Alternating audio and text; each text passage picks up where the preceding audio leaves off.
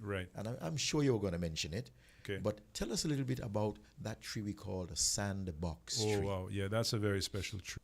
Thought I would nudge you about a field area, very Sure. plentiful. Okay. Right. And I'm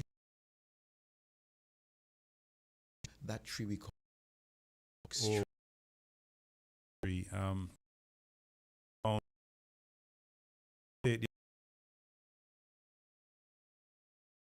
they grow to tremendous age. They can be, 4 or 5 feet across at the trunk. And they're peppered in these sort of conical thorns throughout the trunk area.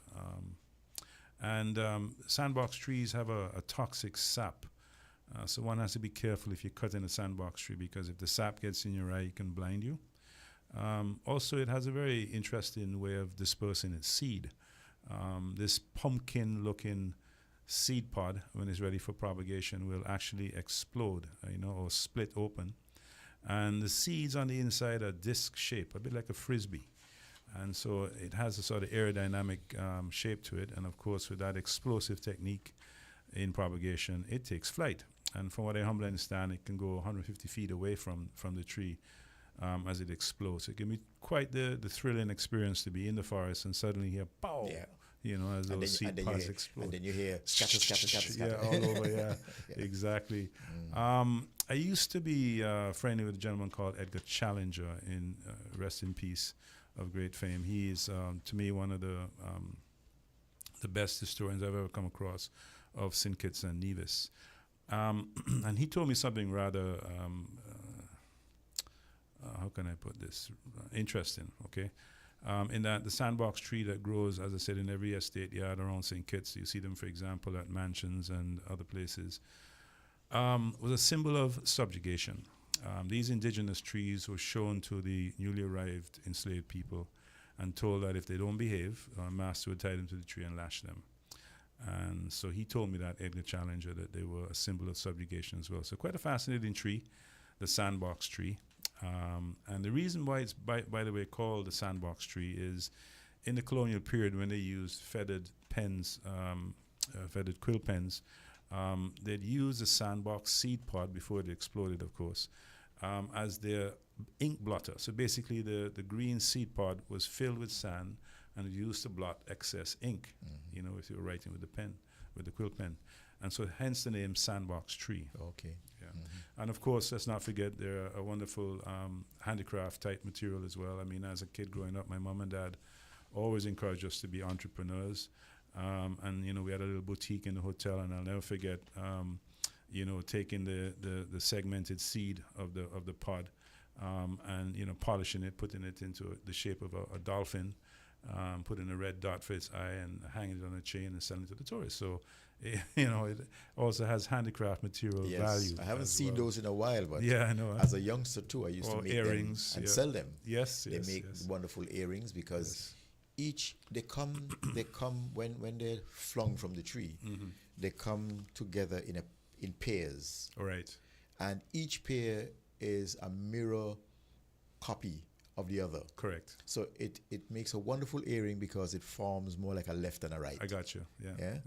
And we used to make earrings. As a matter of fact, when I take visitors on tours in the rainforest, and specifically when I'm doing birding, as you know. Yeah, and you're a great birder, by the way. Thank you. You're welcome.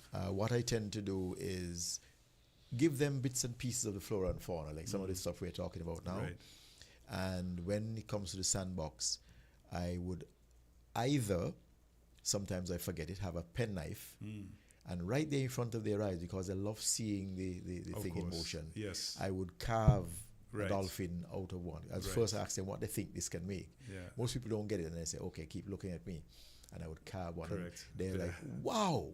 I do a similar thing on my tours, And sometimes I would walk with a pair or two that I've actually completed and polished. And so if they're interested, I give it to them. Nice. That's a good way. So it's something which I grew up with, making those souvenirs and ornaments out of the sandbox seeds. Yeah. Now, talking about the sandbox, and you talk about the red eye, there's another plant in the rainforest which is interesting, and one which we also use when we're doing craft. The The jumbie jumbie bee. bead, yes, yes. That's from Africa originally, apparently, Mhm. and it has nature's most toxic protein, naturally occurring toxic protein called abrin, ABRIN, in it. It's a dangerous seed. You don't want to chew it up and swallow it. But yeah, bright red with a black dot to it, so it makes an excellent eye, handicraft work. But be careful, don't swallow it. Makes a good addition to a shack, as a way of making the sound. And from what I humbly understand, because of their uniformity, the seed's uniformity in shape and weight, back in Africa, it was used as a counterweight for gold. That's what I was told once. Yeah. The jumbie bee grows on a vine. I guess when you put quite a few together, they have a little weight to them. Right. So apparently it was a way of weighing gold. Yeah. Apparently it's a counterweight. It's a fascinating seed. It grows on a vine. And something else I picked up over the years of doing tours is that apparently if there was an enslaved person who wanted to get rid of a pregnancy they didn't want, these seeds were thrown into water, and the ones that floated apparently were crushed and eaten to get rid of an unwanted pregnancy. All right, so that bead is quite a big part of our folklore here on the island and culture. Yeah, but I want to warn people not to try that. No, please. Reason being because it selling has, what I bought. it has one of the most toxic poisons. Correct. In known. Yeah. And one of the important things about that toxin is that it's sort of untraceable. Mm-hmm. It doesn't leave trace in your body that tells a forensic person what exactly caused your death. Yeah, I know. You know. Yeah. So it's very, very dangerous. So let's stick away from it. If you're a parent and you have children, make sure that they don't play with that seed. Although we played with it, but the important thing is you can play with it physically. You can do things with it, but it's ingesting it that's the problem. Correct. Don't eat that seed. Okay. So that's another one. Now, another tree that is very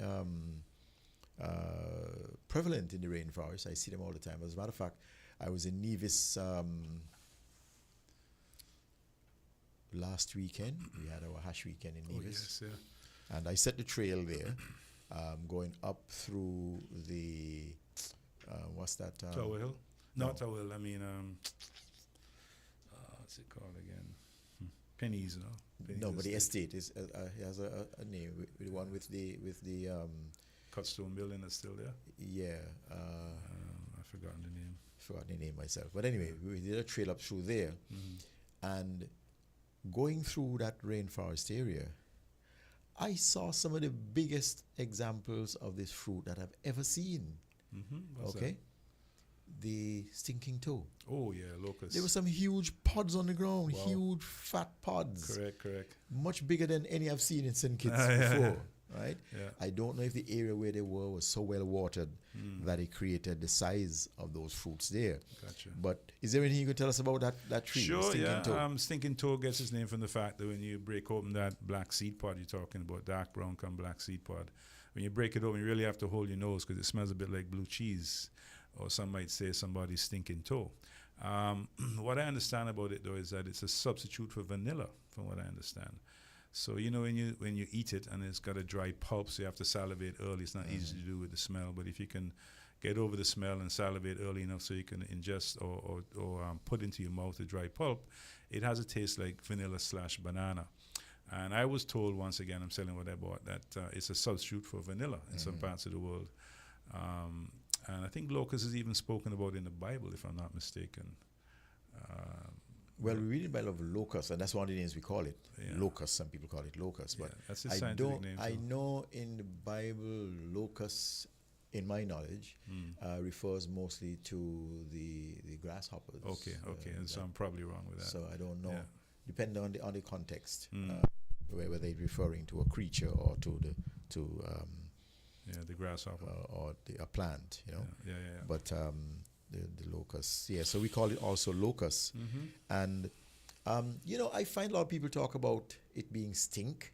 Uh-huh. I don't find it stink. Okay. It has a scent that reminds you, but I don't find it very repelling. Well, I'm a blue cheese lover, so I'm all for that smell. I don't find it repelling. Yeah. And I remember once, and I do these quite often. I did a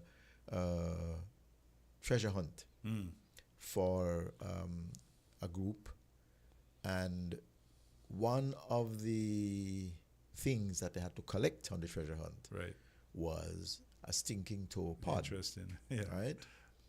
And at the end of the hunt, when everybody got in, there was a chance for extra points. Okay. And what I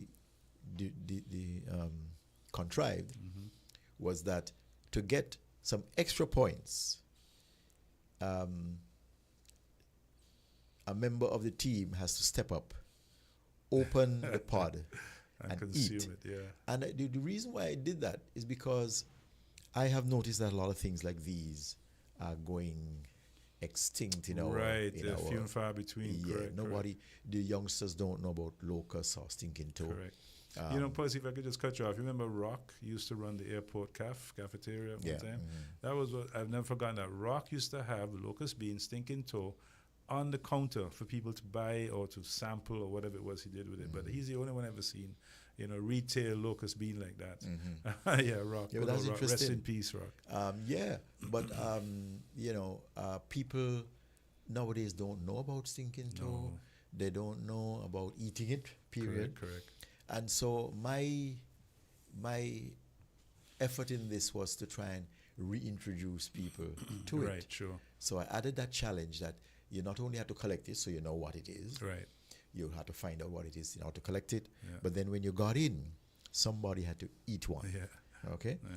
And you'll be surprised that presented quite a challenge for most people because some never ever ate it, so they don't know what it is. And when they looked at it, and they, first of all, they had a tough time getting the seed open, not knowing how to do it. Yes. We had a technique where you tap it along the edge. Right. The edge, you tap it or hit it along the ridge, and it break open properly. Correct, yes. But if you try, it's harder to open, Right. and it breaks up badly. It's a bit like the almond, which also grows in that valley. And you hit it on the edge. You have to know how to break it open, yeah? And people were trying it and eating it, and of course we were, yuck. But in actual fact, what most people don't realize is a very sweet fruit. It is. It's sweet and it has a good flavor. As you said, there's a sort of vanilla-y, sort of banana taste to it. Banana-y kind of taste to it. It's powdery, and as you said, one has to make sure that you have good enough salivation to handle the dry powder, because it's a very, very dry powder. Yeah. There was a lady. It was a company that did it. I don't want to call the name. There's a company that did this particular treasure hunt, and she was the manager, but she was not from St. Kitts. She was not even from the Caribbean. Okay. So when we had this thing, she didn't step up for the challenge. Another member of her team did. Okay. But then afterwards, she came to me and she said, I want to try that. Can I try one? Yeah. And I said, certainly. I explained to her what it is and how it is and so on and so on. Right. And then she tried it. And she was like, oh my God, this tastes real nice. Yeah, that's good. She loved it. Yeah, it's you good. know? It's good. But of course, getting over this big, brown, ugly pod with this powdery, a kind of greenish, yellowish powder. Correct. On top of a big seed. Yeah. And the little smell of bad feet. You know. But when she tasted, she realized that the looks and the smell defied the taste. Correct. You know, and it was actually a nice tasting fruit, and she loved it. You know. And another thing we used to do with the seed. The seed is a big, flat, round, brown seed. We used to take that and make a little top-like kind of toy, right? Yeah. You get a stick and you bore a hole in the flat part of the seed. Yeah. You put it in, then you tie a string through a hole in the spindle. The spindle. I forget why we used to put it in, but then you'll spin it until you wrapped up all of the thread. Oh, okay. And then when you pull it, Right, it spins on its own. It spins, but then the thing is a motion. So you when you pull it, it goes around and it continues around, wrapping back up the string. So it wraps and pull, and each time you pull the string, you keep it going. Oh, I got you. Right? That's interesting. It was an interesting toy. The boy, as a kid growing up, I did a lot of that kind of thing. Yeah, You know what I mean? so that was Toys. great. Another tree that I want to touch on that is in the rainforest, and a lot of people here don't know that. Things at the break. Okay, another tree that we want to talk about when we come back, because we're going to take a break right now, is cocoa. Correct. Okay, so we're gonna talk about that in a Yes. bit. Okay, so we're gonna take a break now so that we can give our sponsors their due. So see you when we get back. We're 98.9. 98.9. Win FM. Shopping with TDC just got much easier. Here's how. Log on to shoptdcgroup.com. Shop at your convenience at any time, from anywhere, with your smartphone, tablet, or computer. With our safe and secure payment checkout, you choose the option to pick up in-store or have your goods delivered right to your door. It's that easy. Shop tdcgroup.com, your one-stop online store.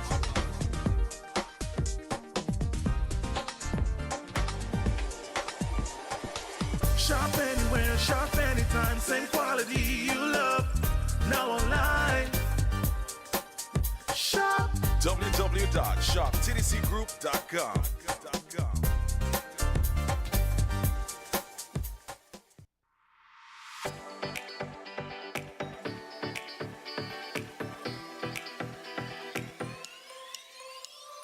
Rams the good food people, always there to serve you. Rams the good food people, locations right near you. Rams the good food people, in-store specials for you. Rams the good food people. Rams. When you need better service, Rams is always here. Better value, better prices. Rams is always here. Rewarding your loyalty. Rams is always here. We are community. We are family. We are family. Rams for you and me. We are community. Rams for you and me.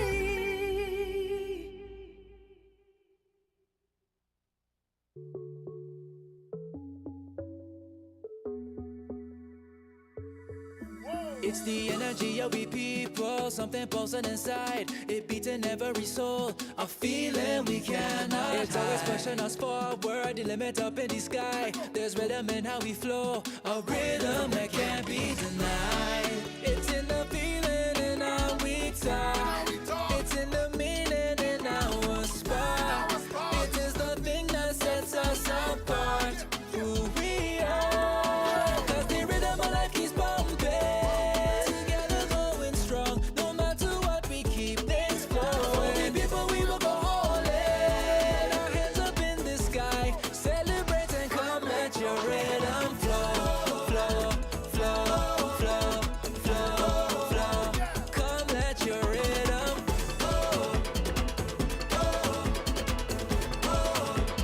come, let your rhythm flow.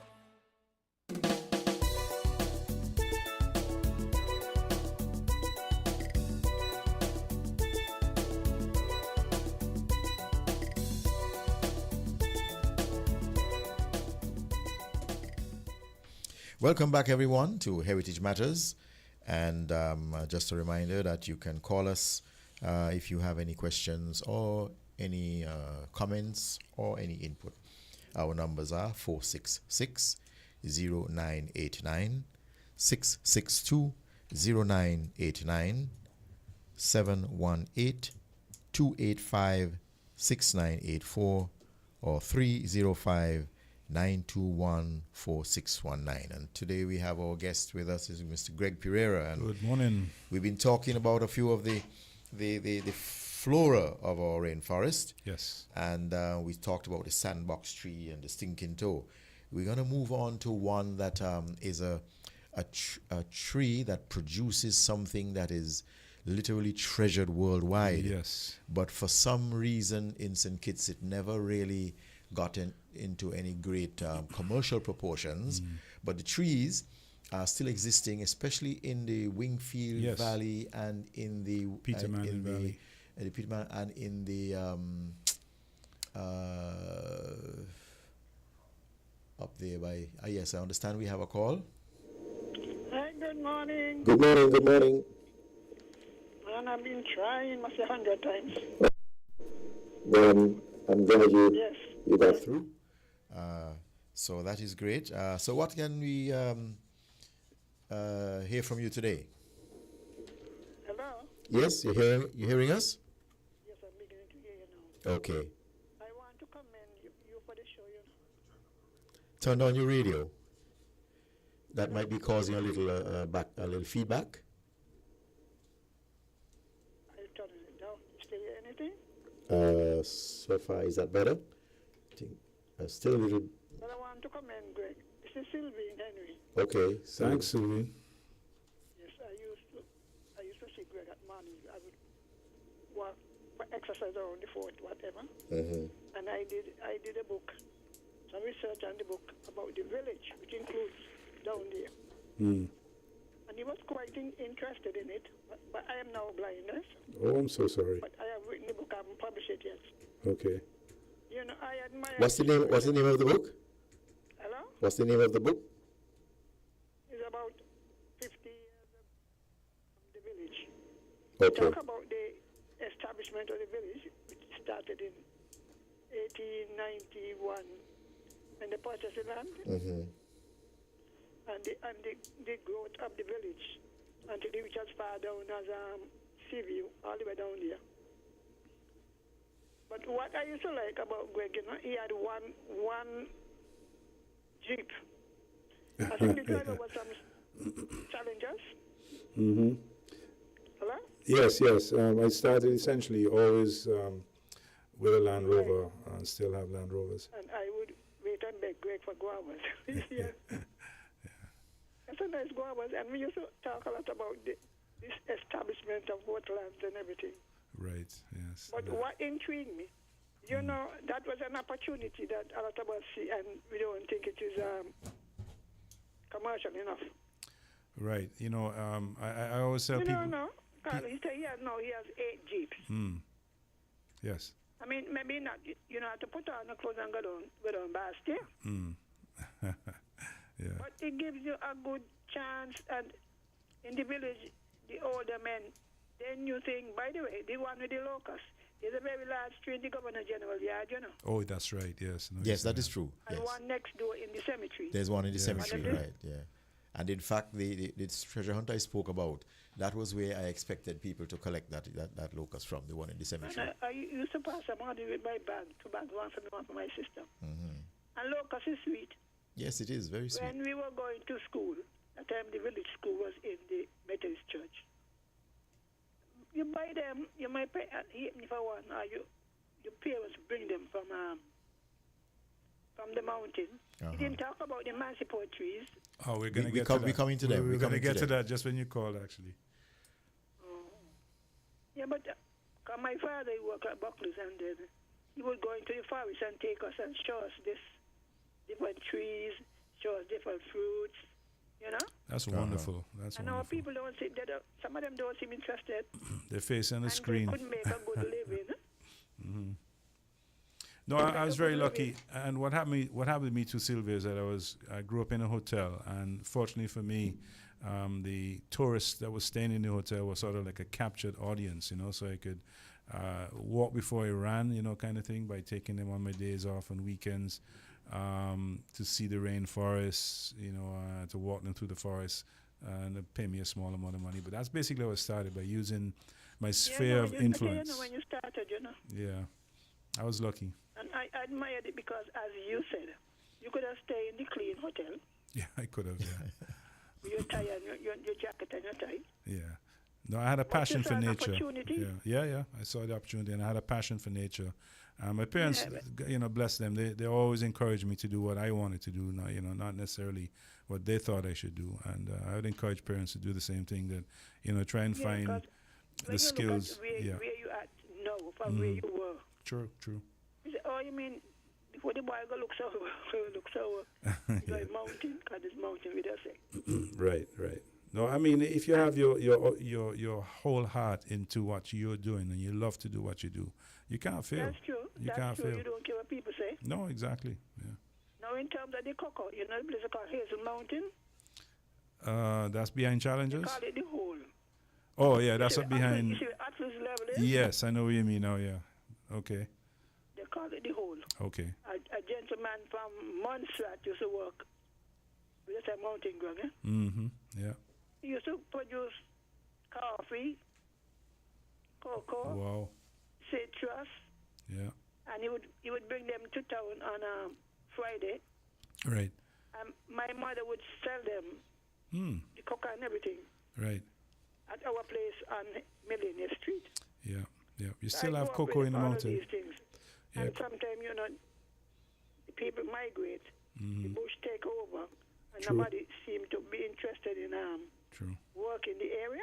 But just to remind you, Sylvia, that same place you're talking about, Hazel Mountain and the Hole, is where they had that, did the filming for Missing in Action, if you remember. They set up a Vietnamese camp in there and had What I'm helicopter talking flying, about yeah. It is a potential for good agricultural Okay, production. understood, yes. Quite so. Yeah, because they managed to bring down a lot of cocoa, open the pods and whatever. Correct. And Miss Gisha, the lady named Chico's grandmother, Oh, yeah. she had this hand mill. They dry the seed and they carry them, and she would grind them and make Wow. cocoa for you. Wow. Yeah, so that's the But tree. a lot of trees. Mm-hmm. Yeah, You that's the there tree. was this large mango tree. I think it was a poly mango. Just opposite the grammar school. That's It the used to be so grammar high, school in the village. In the village. To the top of Wrigley Avenue. Right.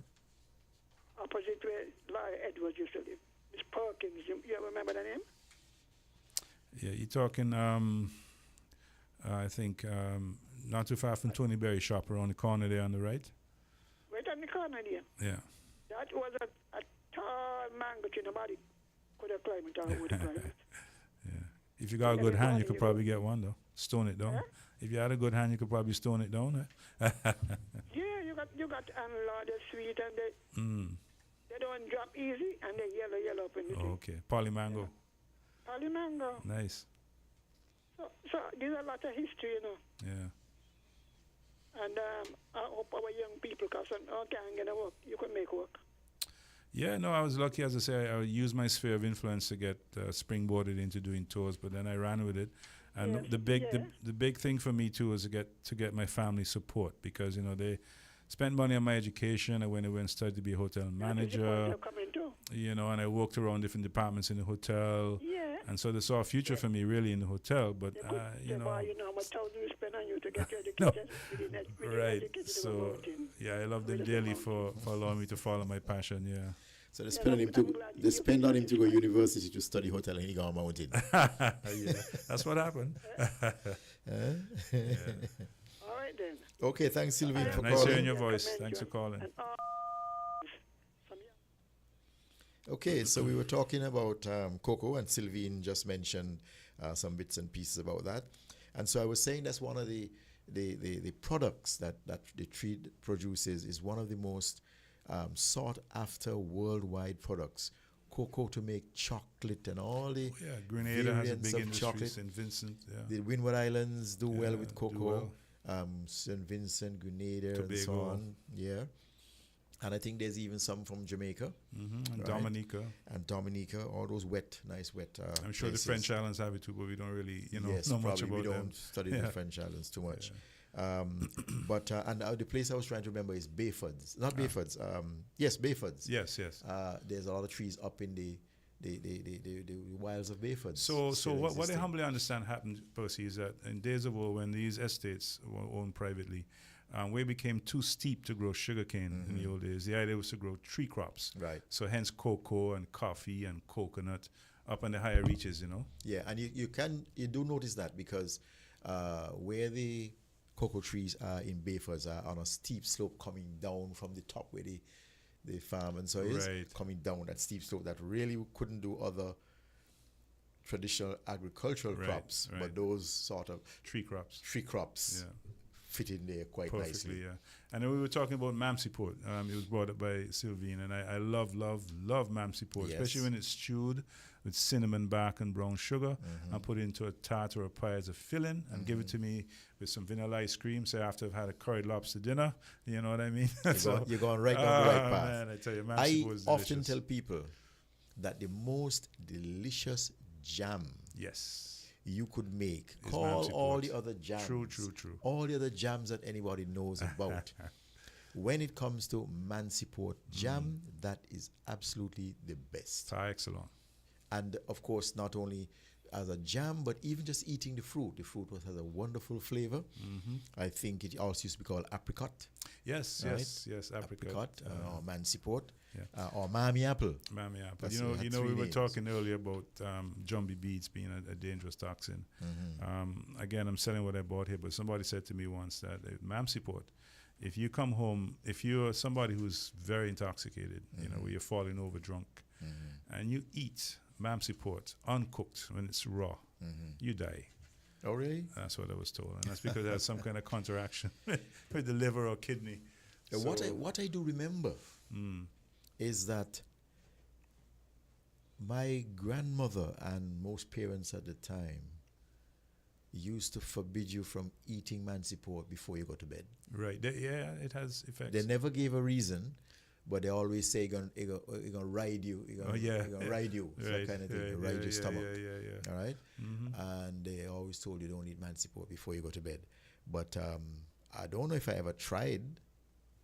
You know, firstly, something I've just been reminded of talking like this is that you know how in the old days people were very much afraid of obia women, and apparently women were the ones that really carried the skill of being an obia person. The women were. What I humbly understand is that because of their understanding, their experience with things like Mamsi Port and Jumbie Bead and Cowitch and these things, that they could you might think they put a hex on you, but they're just using their knowledge of nature to put something over on you, you know? Yeah.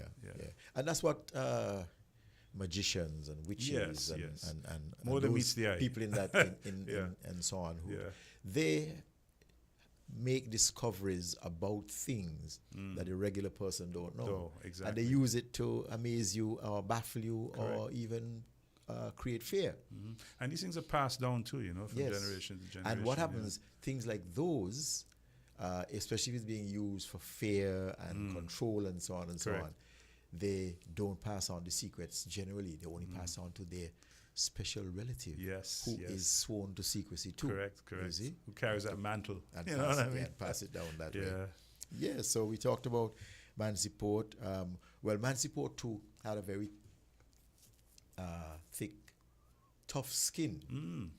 And we used to tease people and saying, for example, if you have a shoe, it's true. That the sole could be a Mamsi has Port. gone. You tell them, you'll get a Mansiport and fix that, man. Mind you, if rain fall, you're in trouble. Right?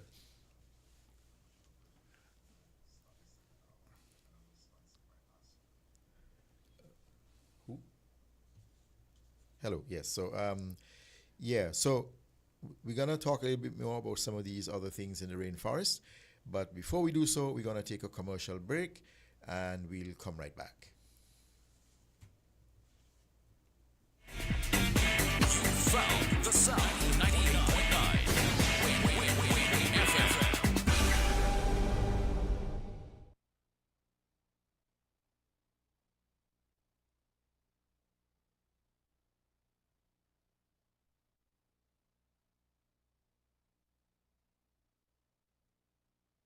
Win FM. Ready to save while you build? Now you can at Builder's Paradise. Yes, shoppers, build up your Value Club points at Builder's Paradise. That's right, Value Club members and shoppers, your favorite frequent buyer club is now available at the home of hardware and more.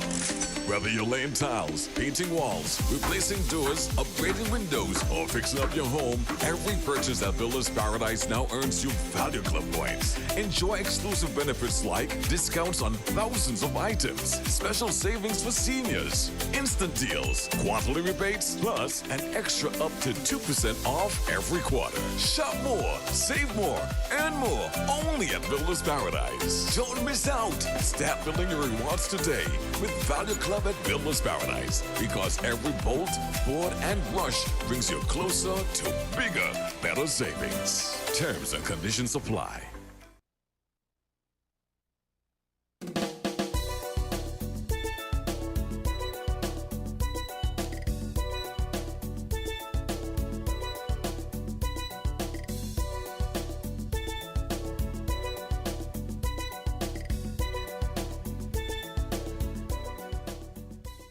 Yes, and welcome back once again to Heritage Matters.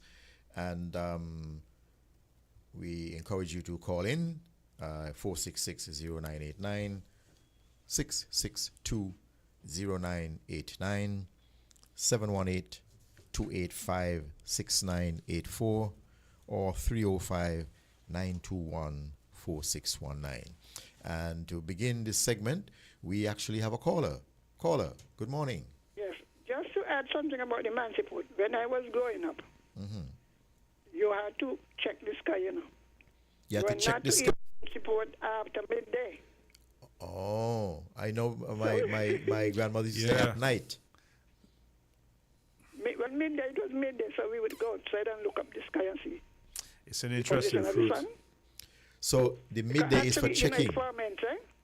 That's probably why it's an issue when it comes to alcohol. Ah, the fermentation. It ferments.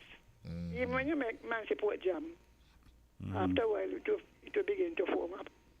So essentially when you... Yeah, but everybody, something will kill you, you know what I mean? Yeah. But it's because it ferments easily. That makes sense, Yeah. So if anybody knew about that, that it might have been a good thing to make some kind of wine or something like that. Well, you see it a lot of it, you know. But you better make sure that it's 12 o'clock gone. Put it for the next day. Yeah.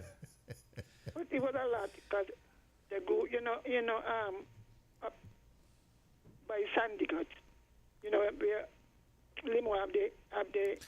Yeah. Mm-hmm. I got the goes up there. Yeah. My father used to go all the way up. And the big like breadfruit. Now they'll be selling some half-dead looking things in the market. True. They're much bigger in the Well, early days. I have to say,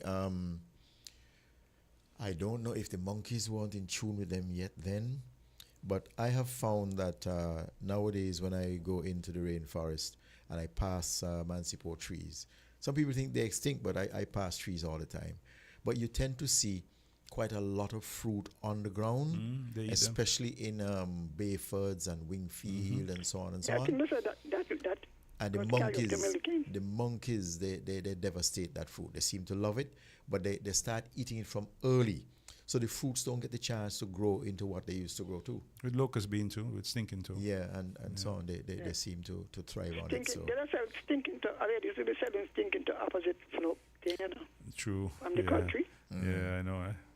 But sometimes when you go up by the governor, they pile up against the root of the tracer, boy. Yeah.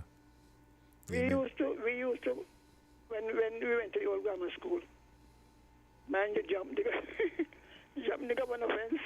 And go and pick his his stinking toe. And it's very sweet, you know. Yeah, that's what we've been saying. It's a very sweet fruit. And you could eat it any time of the day. Yeah. Let me ask you one question, and then I'm going to hang up.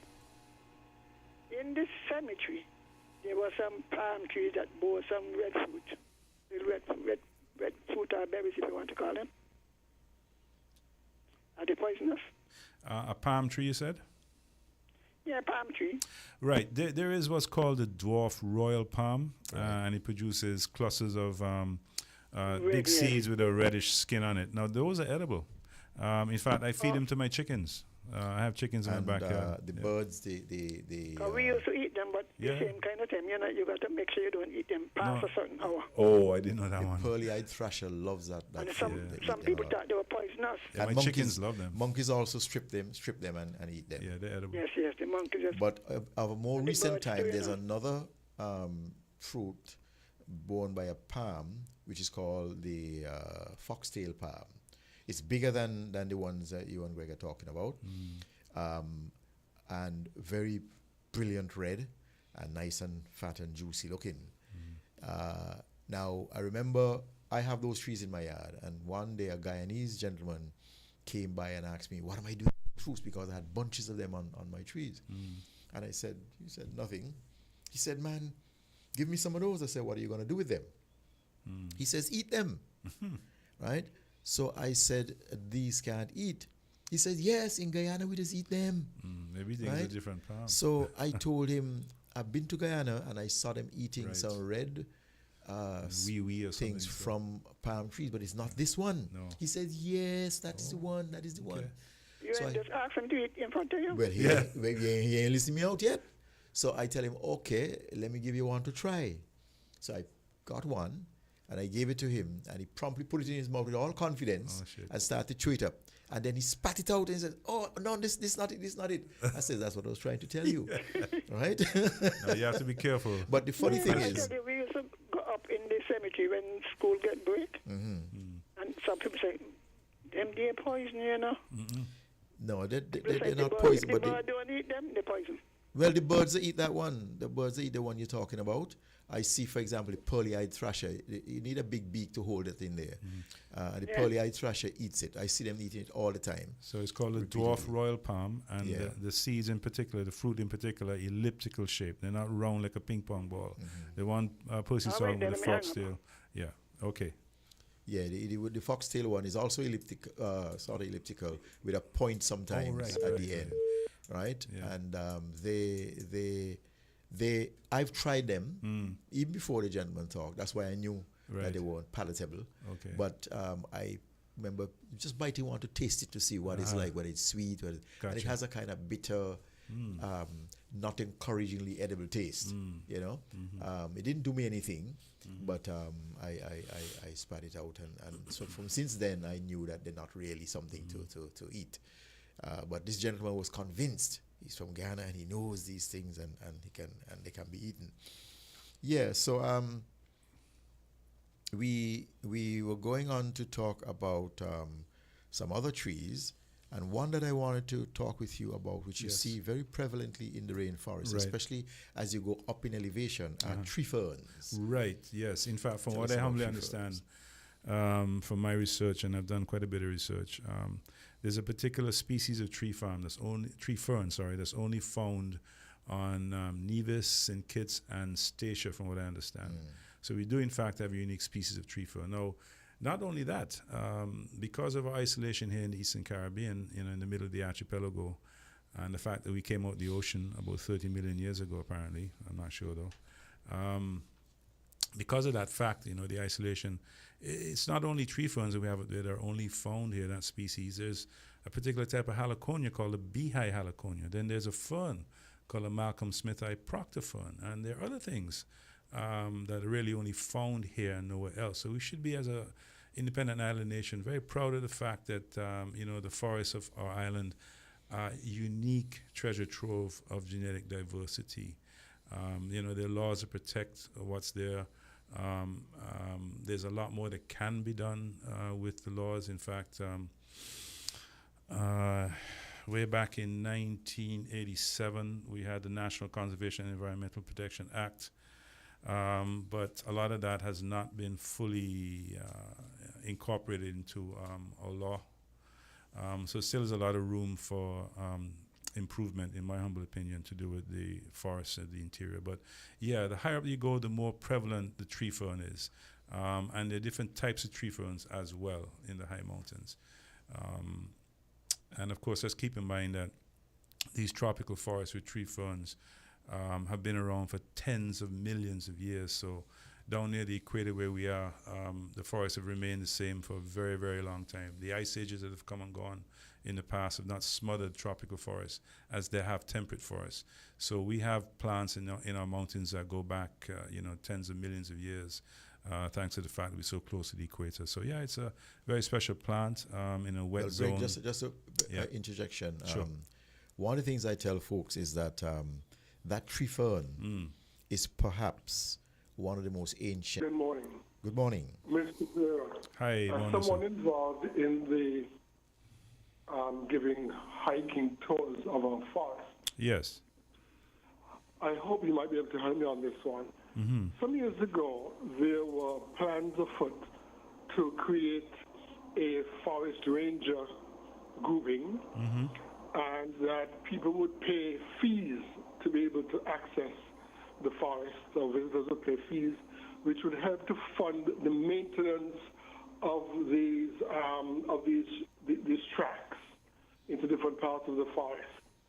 Right. What has become of those plans to create Okay. this workforce and also provide income from our visitors in order to maintain these trails? Because, as you know, some of these trails have been well, not abandoned, but because they are poorly maintained, they become dangerous over time. And in other cases, private landlords decide, well, look, you can no longer come through my property to get to other places, such as going to the equator and other places like that. What is the status of this forest ranger proposal? Yeah, it's a prevalent question. I really appreciate you asking that because, as I say, we have a long way to go, in my humble opinion. What is the status of this forest ranger proposal? Yeah, it's a prevalent question. I really appreciate you asking that because, as I say, we have a long way to go, in my humble opinion, when it comes to the enactment of the National Conservation and Environmental Protection Act, which was drafted way back. It also provides, especially getting up into the rainforest, it's pretty easy, or was very easy in the old. I appreciate your question in regards to forest rangers. Scuba diving. So when someone, In regards to forest rangers. scuba diving. So when someone hires a scuba diving company to give you tours, they'll pay a fee, and that will help in order to. Statia, Sabre, Antigua, all hands, Statia, Sabre, Antigua, all having legislation that protects the lobster and conch from being caught at certain times. Lobster and conch from being caught at certain times of the year. Okay, so that they can. Last 10 years, I believe that I don't know if it's the Ministry of Environment that had done it, but there were indeed some youngsters who were actually appointed as forest rangers, and they had I don't know exactly what their job description was, but they were responsible for monitoring the trails, making sure that any trees I remember and that. so on. Yeah, A guy called Jinx was a forestry ranger. yeah. I remember trees and that. so on. Yeah. A guy called Jinx was a forestry ranger. Yeah, and there was a guy, I think he was a Cassius, Was a a young forest friend of ranger, mine yeah. that he told me he was a forest ranger. And a few of them I spoke to who said they were forest rangers.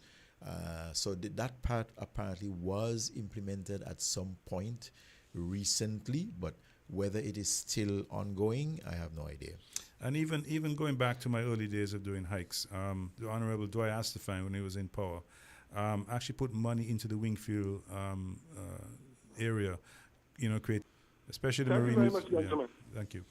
Well, actually, I in conversation with Greg, I remember him talking to me about a concern that he has in the rainforest in the Bayfords area. Correct. Can you tell us about that, Greg? Absolutely. So again, this National Conservation Environmental Protection Act does in fact say that, where is it? All right, that you cannot cut down fruit trees, and you're not supposed to cut down old trees. Okay, provides to done with forest management schemes, regulations to allow for multiple use forests and forest research. It also provides for the regulation of charcoal burning and to encourage citizens. Where is it? Point being, on the way up to Bayfords, there is an area on the side of the road that has no water, no electricity. That was an area of, I would say, 100, 150-year-old mango trees and mamsiport trees and other water, no electricity. That was an area of, I would say, 150-year-old mango trees and mamsiport trees and other interesting forest trees. And of course, this is on a slope. And let's keep in mind, we don't around the island. And this road through the rainforest to Bayford is what I call a honeypot, where, you know, you can inevitably have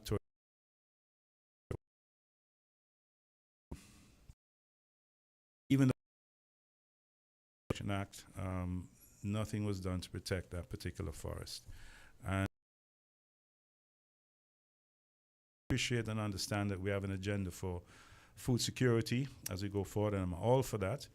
But in my humble opinion, having 100+ acres up at Bayfords that has already been cleared for grazing livestock, especially being having a hatchery up there for chickens, you know, that it would have made more sense to put this particular farming complex up on top at Bayfords rather than on the road up to Bayfords where there's no water, no electricity, and there is a law, in fact, that says that you should never cut down fruit trees.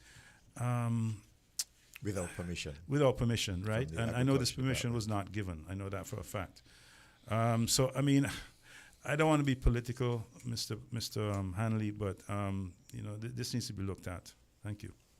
Well, I'm hoping somebody's listening that would, the seed would fall on their ears. And that thing you mentioned there about fruit trees, I remember when I was growing up, if, for example, you had a fruit tree in your own yard and you thought it needs to be cut down, you had to seek permission from the agriculture department, I think. Okay, I found it. Come and look at it and determine whether or not you can cut it down, especially depending on the rarity of the plant. Right. And I know, for example, right next to me, there was a tree, a mango tree, that I think was the only mango tree of its type on the island. I've never seen that mango anywhere else. And there's a project that's gone there, and they promptly cut it down.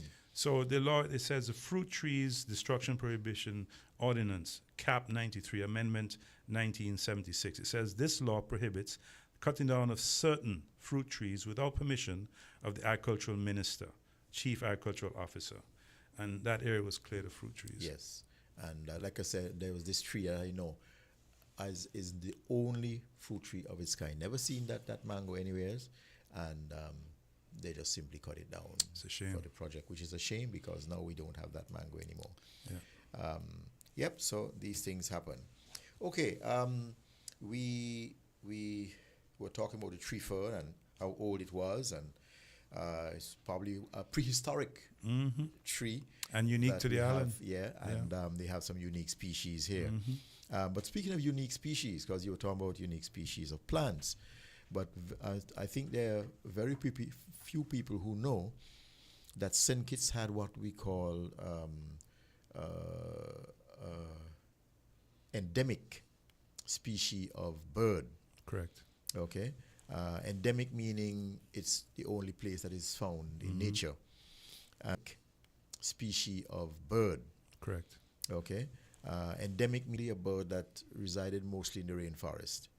And it looked very similar to what we call the Lesser Antillean bullfinch, which I'm sure a lot of people can identify.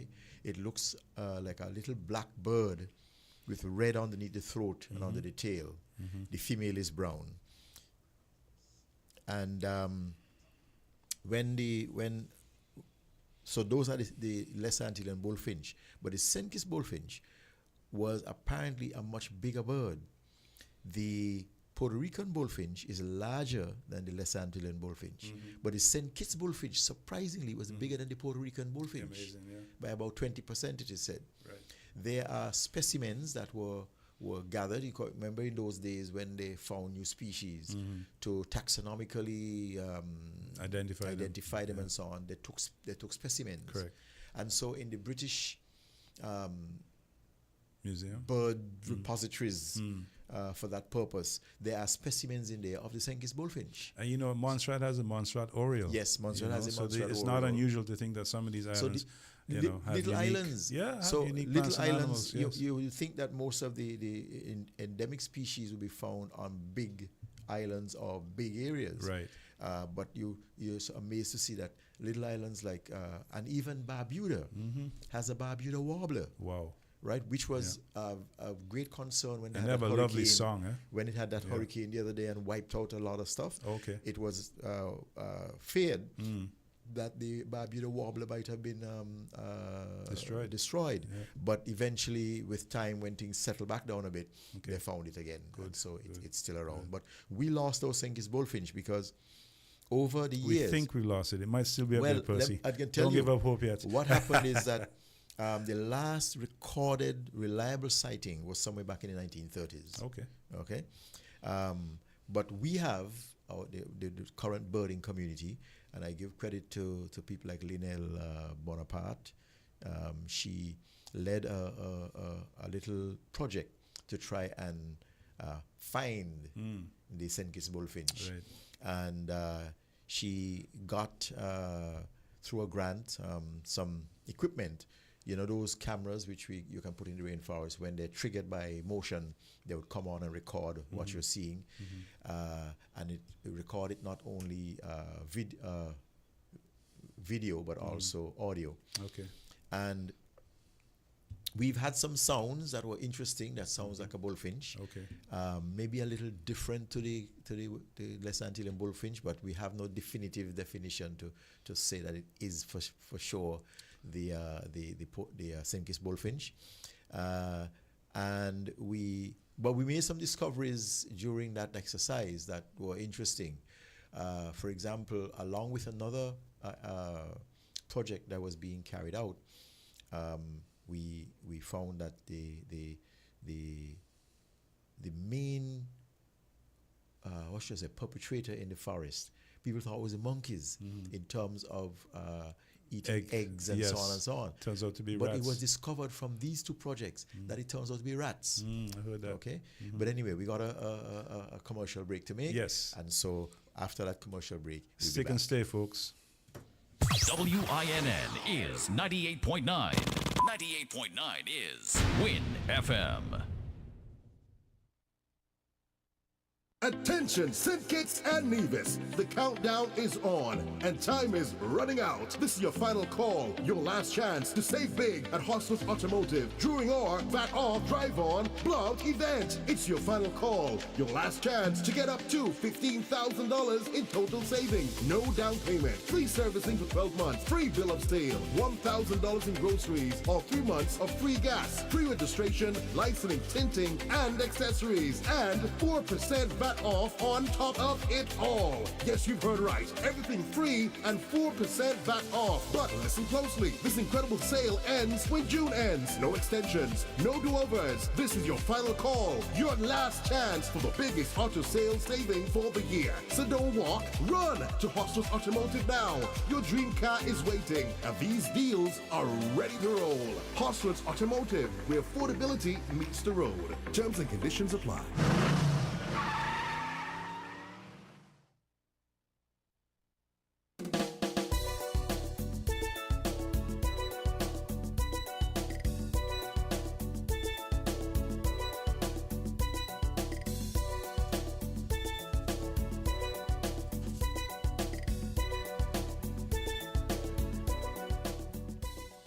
Welcome back to Heritage Matters, and just a reminder again, you can call 466-0989 or 662-0989 or 718-285-6984. So please feel free to give us a call if you have any questions, comments, or input to make. We'd be glad to hear from you.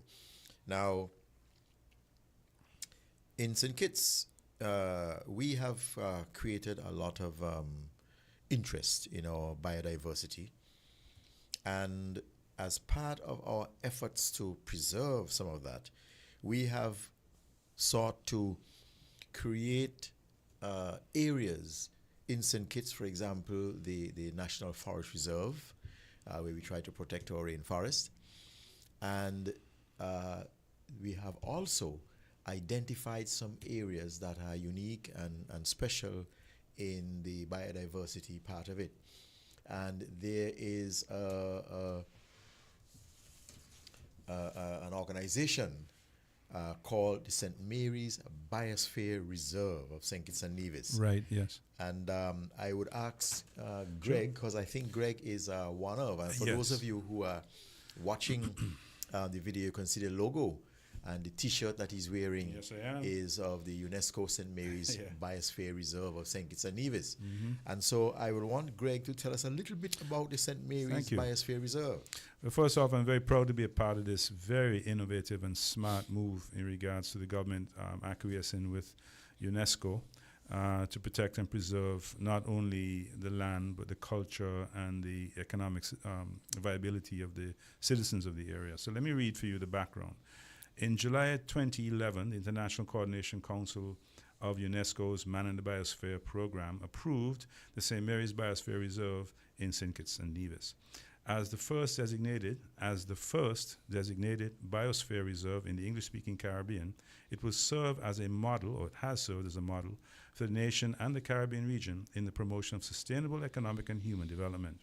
What is a biosphere reserve? A biosphere reserve is a unique kind of protected area that differs from a national park, wilderness area, national forest, or wildlife refuge. They have three different but equal aims: conservation of genetic resources, species and ecosystems, scientific research and monitoring, promotion of sustainable development in communities of the surrounding region.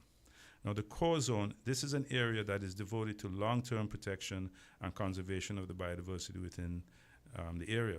This is a marine core zone and a terrestrial core zone. So we have two core zones for protection. The marine core zone encompasses the nesting habitat of both leatherback endangered species and hawksbill turtles, critically endangered species. So the beach at Keys Village in particular is a nesting beach. It is home to a coastal avifauna, two reef systems located north and south of the Keon River, and promotes activities such as fishing, conch diving, as well as sea grapes and sea moss harvesting. The terrestrial zone is located in the Central Forest Reserve National Park, which we just spoke about, which is the first national park to be designated in the Federation of St. Kitts and Nevis. This zone is home to many plant species in areas of high historic and heritage value. Now, there's a buffer zone as well. This is an area where activities that are compatible with the protection and conservation efforts of the core areas take place. This is a marine buffer zone and a terrestrial buffer zone. The marine buffer zone is the area from the setbacks of the Island Main Road to the coast. This area includes the Keys Bat Cave and Great Heats Pond. The terrestrial buffer zone encompasses historic sites, various streams and guts, Keon River, Wash Gut, and Otley's Gut, and the ridgeline of the Canada Hills above the villages of Canada, Keys, and Keon. So this is all the buffer zone area between the core zones. Now, the location contains a network of villages with a population of approximately 4,000 residents. The areas are deeply integrated into an outstanding mosaic of natural, environmental, and cultural landscapes. These characteristics are frequently similar to other parts of the Twin Island Federation of St. Kitts and Nevis, thus providing opportunities and inspiration for establishing other biosphere reserves in the areas. The St. Mary's Biosphere Reserve also contains a wide range of ecosystems arising from the volcanic ridgeline to the outlying coral reef. Now, it is a home and areas of interest such as historic sugar plantation estate ruins, Keon Village Historic District, maroon settlements in the mountains. Very few people know that. In the mountains above Keon, there are remnant maroon settlements. Spooner's Level and Cotton Ginnery, Bayfoot's Historic Dairy Farm, Jack in the Box Mountain Passage, Keon River Historic French and English Division, Keys Leatherback Turtle Nesting Beach, and of course the Central Forest Reserve. So that's a bit of a quick synopsis on what I'm very proud to be a part of the St. Mary's Biosphere Reserve, a UNESCO-sponsored World site. Now, how is that site developing? Are there any current activities or plans for the St. Mary's Biosphere Reserve? Yes, there are. In fact, we're really moving ahead. We've been given a lot of awards and recognition for what we're doing as a community, as a project. I can't speak to the latest, but I can definitely say that we've got traction in this regard. Yes. Okay. And I think for those of you who, when you're driving into the country from Bastia, just after you pass out of Keys, on your right-hand side, you will see a sign there that recognizes the area as the St. Mary's Biosphere Reserve. And for those of you who might be wondering why is it called St. Mary's Biosphere, it's because that is in the parish of St. Mary's. Correct. So Keon, Keys, and so on are in the parish of St. Mary's, and hence it's called the St. Mary's Biosphere Reserve. Mm-hmm. Good. Now, one of the things I know about you now, Greg, which I only recently found out, is that you have, and I guess this speaks to your love of nature and the environment and so on and so on. Mm-hmm. As we know of late, bees have become a very sensitive topic with regards to their existence. Right. Because we're hearing a lot of talk about worldwide that the bee population seems to be going down. Mm-hmm. I don't know how true that is, but at the same time, it's important that we make sure we preserve and protect our bee population. Correct. And I've had occasion once to have someone remove bees from a house. The bees had created a hive in the eaves of the roof. Right. And of course were a danger to people, right, the residents walking there. And so we had to call in a bee expert to remove them. We also had a similar situation at Brimstone Hill. Okay. There's a hive of bees that had formed the hive in a tree that we have there, right where people pass. But the beekeepers, when we called them, they said what they have to do is remove the bees because it is forbidden to kill them. Right. So, one would think, you're just going with a flit cannon and get rid of them. Yeah. But no, for those of you out there, please don't flit the bees. Yeah, you can call the agricultural department and speak to Monroe Tweed, who's in charge of the Beekeepers Association, and they will definitely get somebody to come and help you with your bee problem if you have a problem. Help you remove them safely and relocate the bees to a place where they can continue to do what they do safely rather than trying to kill them. Yeah, bees are very important. Bees help pollinate things, not only the fruit trees, but everything else around us is dependent mostly on bees. They are the most significant pollinator in nature. Yeah, absolutely. Yeah. And they can make some money. I mean, I got into it really because of a passion for nature, and I was surprised to recently realize that one of my ancestors on my mom's side's last name was Bee. B-E-E, English. Mr. B. Mr. B. But anyway, so, and it's not just honey that you get from these hives or colonies. You can also get propolis. You can get bee pollen. What was that, propolis? Propolis. What's propolis? Well, it's almost like a glue that the bees use to keep their frames and parts of the box together. The process of their everyday life, propolis is almost like a glue to provide protection, basically, is what I'm trying to say. And then you've got bee pollen, which they bring back to the hive. And these things are health items. And then you items. Have beeswax. Yeah, beeswax, exactly, for many different uses. So I would definitely encourage people to do what I'm doing, and that is to get in touch with Monroe Tweed at the agriculture department and ask him to help you to set up a bee colony. Not only for making money, but also for the good of the environment and as well for your own health. So I highly recommend it. Yeah, and Greg is not just suggesting that, but he is being the example. Yeah, he is now into keeping hives and that's 4 hives, propagating bees and collecting honey with hopefully a commercial end result. And I just brought Mr. Hanley a bottle to try for my first harvest. And how was it, Mr. Hanley? Thank you very much. It's as honey goes, sweet. But surprisingly, I found that it has a particular taste. And I think you mentioned it to me. It comes from the Southeast Peninsula. I so it could believe be- that honey of bees will be slightly different, especially in taste, depending on the type of trees that they Correct. obtain the nectar from. Yes. And this particular taste, which is first, The first production harvest, that yeah. he has a very distinct taste that I've never tasted before. I I remember when I was little, we used to have a medicine. Funny enough, I used to like it. if it wasn't a medicine and I could have, I would have drank it. Okay. Just like that. Called Ferrol. Oh, okay. Right? And I feel a hint, not a strong taste, but a hint It of a could- Ferrol-like taste in Okay, it. I don't and know where that might have come It from. may have come from neem trees because we Neem. just had a full bloom March, April of the That's neem right, tree. yeah. So, I got a feeling that's probably what's come through Probably the taste. from the neem. from Yes, the because the neem, bees yeah. swarm that those neem trees. Oh when my they gosh, are- yeah, they were loving it.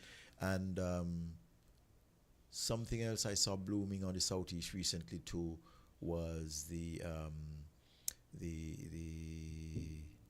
that tree we call the natural fence. The rainfall tree? The rainfall tree. Yeah, Gloricidia. They love those The as well. Rucidia, the Rucidia sepium. Yeah. There was a huge bloom of it during the early months of the year. And so I believe, and the bees love it. Yes. And hummingbirds. Yes. And so I believe that maybe those two trees might They're have spectacular. influenced. The rainfall tree or Gloricidia is truly a spectacular tree. It grows very easily. Apparently, it has a lot of protein in the leaves. So it's good to feed to livestock. You can grow into a living fence line very easily. Very fast growing tree once the conditions are right. Yeah. And you don't even need to do much with it. If you, as you say, as a living fence, if you take a Gloricidia stick, cut it off of the live tree, stick it in the ground, It grows. literally, right? It grows. And my brother could even leave it on the ground for a week and Yeah. still stick it in the ground and it grows. And it grows. Yeah, Yeah, very easy to grow. Very easy. Yeah, so congratulations on your beekeeping thank you. Thank foray. you. Appreciate and I hope it goes well. And I want to thank Mr. look Monroe forward. Tweed for his help as well. He's been very instrumental in me getting going. And also the gentleman on the Bay Road, Ed, who is from Canada. He's the one I got my beehive boxes from. And so I've been reaching out to people for help. And as I say, I'm 4 or 5 months into it now, and I'm very happy. Does that take a lot of time? No, that's the beauty of it. It really doesn't. In fact, the bees don't like to be bothered on a daily basis. So the only time you really have to intervene is when you're looking for some honey. More than that. I mean, you need to keep an eye on things so that you can see if there's any wax moth or mites or things that are affecting the there's some of colony. those things. Yeah, they're pests. And then it depending on how versatile the colony is, you can move frames around to help a box nearby that's not doing as well as a box that's doing well, kind of thing. So you monitor it, but I'd say once a week. Maybe once every 2 weeks, and you maybe have to wait 3 months to get honey. It's a process that's not quick and easy, you know what I mean? But it's a lovely, lovely thing to do because bees, and I've been told by the professionals that all bees and cichlids are friendly. In other words, they're not the aggressive type of bee. So that's what they say. I mean, for example, Mr. Tweed, when he came to help me yesterday, he only had a thing on his head. The rest of his body was completely bare, and he had no problem going around the bees. Mind you, me, I was covered in full suit. But now Well, Mr. I'm Tweed. going to give you a story on two stories on that. Yeah. That help to define for me what bees are like. I often tell folks, for example, somebody would see a bee flying by, they get an alarm. Alarm, yeah. And I would say, do not swat at the bee. No, exactly. So the bee's flying around you, it won't do you anything. Don't do anything, exactly. Okay, do not trouble the bee. Correct. But the moment you swat at that bee, it thinks that you are attacking it, and it will attack retaliate. You. Yeah. And the of sad course, thing is, we don't like the retaliation. And the sad thing is, once he stings you, he dies. He's only got the one sting in his whole life. Because the stinger is actually a barb. Right. That barb has those, like a fish hook. Correct. Those reverse barbs. Yes. That make sure when it goes into flesh, it stays. So when the bee is finished stinging you, it literally rips its abdomen out. Correct. So which it dies. eventually kills it. So the bee dies after stinging you. But the thing is, a bee will only attack you if it feels threatened. And you know, Okay. we are talking about birds. You know what's it called again? The great king bird. Yeah.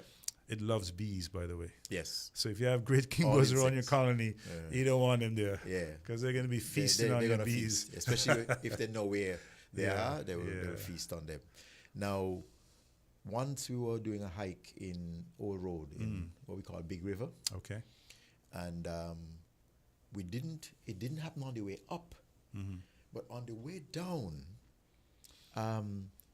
I was ahead of a small group that were following me closely, and I passed through the same area because mostly I try not to touch things in the rainforest that I don't have to. Okay. And I passed through the area. But then somebody behind me apparently leaned heavily, let's put it that way, on a tree trunk, not a sapling tree, so it was small.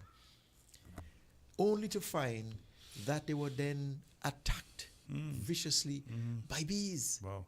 Apparently that person had shaken the tree. Maybe it was that a they had swarm. A swarm Yeah. above, right? Yeah. And so the bees, thinking that they were being attacked all. And I was way enough ahead that they didn't trouble me, but I heard the screaming behind me. Right. And when I looked, good thing there was a pool from the river, we were alongside the river. There was a pool there. And everybody dived into the pool to escape being I don't mean to stung by laugh, the but bees. I can imagine. But it's funny, but at the same time it's serious. Right. Okay? And I'll give you a more serious one now. We went to Nevis, and we were doing the Nevis Peak. And you know, Nevis Peak is possible to do it going up one way and coming down the next. Yes. No, you said So I we went remember up that. that way. I forget what the name of the area is. Nevis has some unique names. Yes. Right? And then we came down now through the same area I was trying to remember the name of. Not Tower Hill? No. Damn, I'm forgetting the name of it. But it ends up by Pinnies. So when we came down, we came right down by Pinnies, which is where we would have liked to have ended. So we came down to that area. But on the way down, about maybe 1/3 the way down, there were two groups. One group had passed before us, and I was holding fort with the trailing group. And somebody called me from the leading group and said, "Be careful coming through," and they described the area. There are bees there, right? So be careful. And when we got to the area, I saw them. You could see the bees frenziedly flying around in the area. Disturbed. And I told how they were disturbed, you see. And I told the group with me, folks, we cannot aggravate these bees. They're already in a little aggravated state. We have to let them calm down. That's right. Just wait 10 minutes and then the best thing is to wait a little while and just let them calm down. Correct. And then we can go. Right? And you know, we have a bee in the forest here that's stingless. Okay. Look carefully when you go up in the mountains. You can see a tiny little bee. I've seen them. Yeah. I've seen so them. it's not just that kind of, there's different types of bees. Yeah. And so we paused for a little while. Now, while doing that, I know I had a coat, a raincoat, a soft plastic raincoat in my bag. So I sat on a stone and very, almost imperceptibly try to extract it from my bag, bring it, keep it as still as I can, and then push my hands through the sleeve and so on. Cover my head. It had a hoodie. Right, cover my head with the hoodie and pulled it over my face and zipped it all the way up to the front and so on. I had that on. The beekeeping uniform, just in case those guys decide to attack me, I'm protecting myself. Right. And so from there, I was instructing the other folks behind, if they have anything they can cover with, please cover it. Just keep quiet for a little while. They did that for me about 10 minutes. Quite successfully. And you could see the bees were gradually calming down. But guess what? One of the guys decided, look, I had enough of this waiting. I can't be up here just waiting. I'm gone. And he got up and he just walked through it. Walked Well, Oh boy. according to Paul Keats Douglas, who tell he do that. that? Yeah. Look, the bees launched into him. And even though he started trying to run, Oh boy. he even jumped himself over a little ravine and all, trying to escape the bee. Bang But and help. they were still on Of him, course. on him. It's a kamikaze thing, because once they bite you, they're dead. So it's like you're disturbing their life, their colony. They You have protect to- with their life. Yeah, they protect And with their so life. eventually, everybody kind of ran too and went down and got away from the area. Yeah, Right? And of course, once you got out of a certain Yes. distance, they will then correct. reverse. Right, And so right, they right, came right. back. But he suffered terribly. Oh, I'm sorry to hear that. On the way down, he was losing energy. He was feeling Some people have an allergic the reaction. collective. Yeah, he was getting an allergic reaction Yes, to the sir. collective. It can be 'Cause dangerous. he probably got a few hundred stings. You can suffocate, Yeah. You can. And we had to literally carry him down. No. Okay. And when we reached down, I quickly ran for a vehicle and carried him to the hospital. Right. And they were very professional at the hospital there. And they looked after him very quickly and efficiently. And eventually, after about a half an hour, they had him back on his feet and ready to go. Yeah, again. well, one of the things that we need to remember as tour guides going into the mountains is that there are certain people that we take on our hikes that are allergic to bee stings, to ant stings, right? So one of the tools we should always have is what's it called? Epileptic or epidermic type pen injection, so that when this allergic reaction comes on, you can very quickly neutralize the reaction in the body. So it's important that as tour guides we should remember that certain people are allergic to stings. What to I think I bites. remember the people at the hospital said was antihistamine. Antihistamine, correct. Yeah. Sorry, yes. And so if we had, and I forget the name brand of one type that they recommended.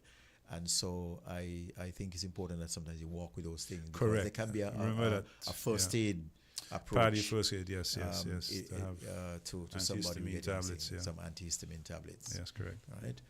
But he suffered badly from that. And so I don't think if he got instructions again to stop and let the bees calm down, that he would do what he did that time. Yeah, and he learned. there was a guy in Nevis called Henderson, Henderson.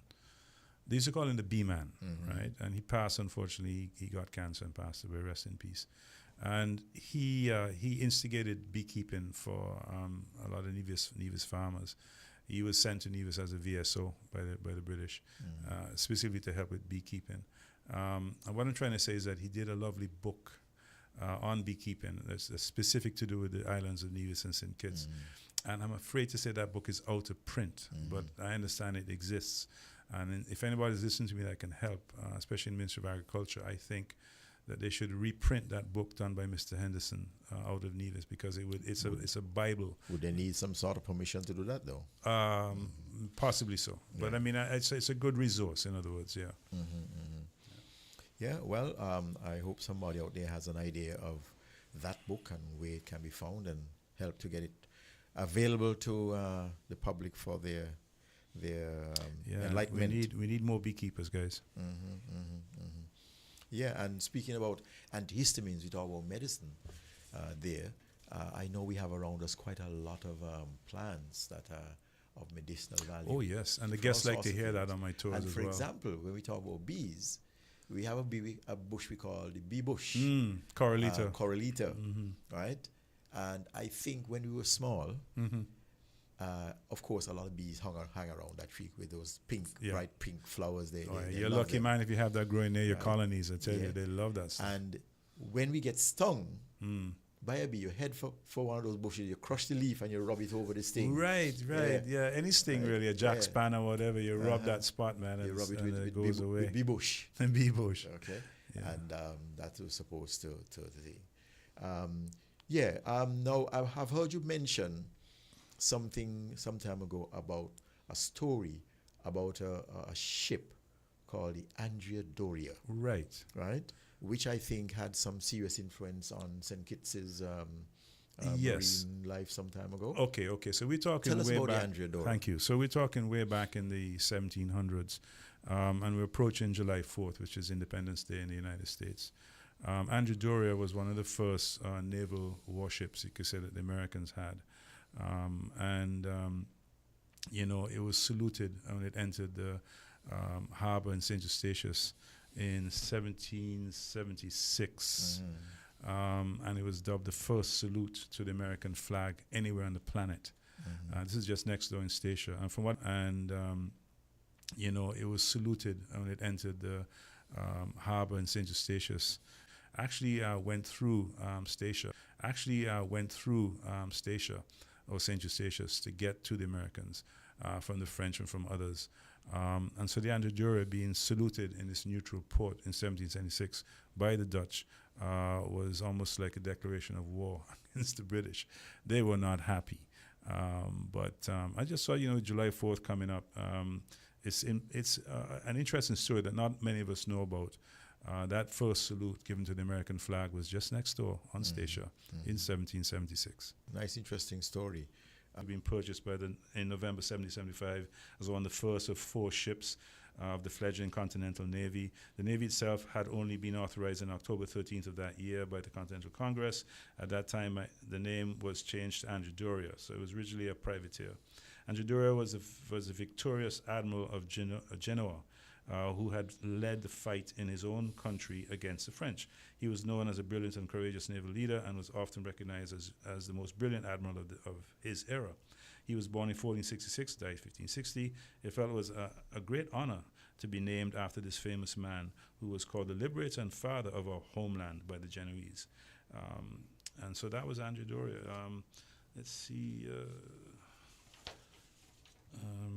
One second. Okay, so this was about the time, it was known as the Black Brig. It was much faster and better sailed ship than the others. On the way home from Statia, it took other British ships. So it was quite the naval vessel. It took many ships in its life, but had a sad demise in that it was burnt to keep it out of the hands of the British. Andrew Doria, Yeah, so they sacrificed the ship for keeping... So the British couldn't get it. So the British couldn't get it, yeah, and as one of the first of 4 naval ships agreed to by the American Congress. Yeah, it's amazing how St. Kitts has been so finely interwoven in a lot of American history. Absolutely. From things like the fact that what's his name there? Alexander Hamilton came from Nevis. And he spent time on St. Kitts, apparently. Spent time on St. Kitts, and then he eventually migrated to St. Croix, which is why Americans try to claim him, saying that he was from St. Croix. Oh, okay. But they don't know that before he went to St. Croix, that he was from St. Kitts and Nevis, in particular Nevis. Apparently he was on Statia too, St. Eustatius. I read somewhere, yes, that he did some stint in Statia. Yeah.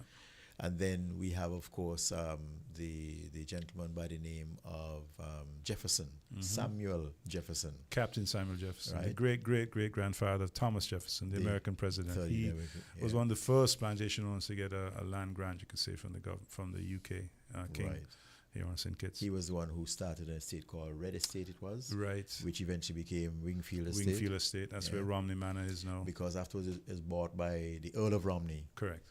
And so it became known as, but originally he was the owner of that estate. And he's buried on St. Kitts, He's buried on St. Kitts, right next to Sir Thomas Warner. Correct. Okay. I heard a story that there's a family, his family came looking for him because they knew he had some connection with St. Kitts. Right. They also knew that he had died here. So they were trying to find where he is buried. And they gave information to the people who were trying to help them in their search. And nobody knew about this Samuel Jefferson. But then one of the things they mentioned was that he was a great friend of Thomas Warner. Right. And so they said, oh, well, we know about Thomas Warner. And we know where Thomas Warner is buried. We can show you his grave if that would be any consolation to you. So they took them to see Sir Thomas Warner's grave. And lo and behold. And while they were there standing, there's a grave right next to Thomas Warner. Yeah. And one of them wandered over and looked at it and said, Look him here. Yeah. He's right here. Yeah. The tombstone marked on, and not a very plain looking, unlike the one for Thomas Warner with this nice big marble plaque on top of it. His was just a concrete thing, very simple. Yeah, Thomas Warner was a knight. He was given this. Right. And a fairly ordinary tomb, and he says, it just says around the edge of it, here lies the body of Samuel Jefferson, born so, died so. That's all. Yeah. Right? You know, on that point, what saddens me, and this is something a lot of our citizens, I don't think, realize, is that, yes, the Europeans were given their grave with a marked stone, but the people who were enslaved for generations, when they died, were not given an official burial, you know. So a lot of them are buried in ground that, hallowed ground that is not known of as a place of burial. And I think more should be done, more research should be done to figure out where our ancestors are buried on St. Kitts, not just where the Europeans are buried, in my opinion. Yeah, because there was no record. No record. In fact, what happened apparently is when they died, when a slave died, he was given back to the community for burial. So it was the slave themselves who buried him, and they weren't encouraged in Christianity in those days either. And they probably didn't have the means to make any fancy graves. No, exactly. What they do is apparently put stones on top of the grave so the spirit wouldn't wander, and make sure the individual buried was facing east, facing back to Africa. And then too, apparently, if it was somebody of renown on the estate, a slave of renown, oftentimes would plant a tamarind tree where that person was buried. So you see those old tamarind trees around St. Kitts? I bet you underneath them is the remains of a proud and revered individual of that era. Interesting. Yeah. Well, Greg, it was a pleasure having you here today. Thank you. A real pleasure to be here. And I'm sure you see how quickly the time has flown. Yes, it has. And I'm sure there's a lot more we can talk about. Thank so you. we can probably make another date for you to come back and chat with Appreciate us. that. Because there's always quite a lot to talk about. And so we're going to close today's chapter of Heritage Matters and say thanks to all those who called in. Yes, Sylvine and Mr. Thanks Warner. to all who listened. And we hope that you have learned something from the program. And you'll join us in the next 2 weeks, on Friday of 2 weeks from now, on Heritage Matters. So see you then, and do join us. Thank you. You found the sound. 98.9. Win FM.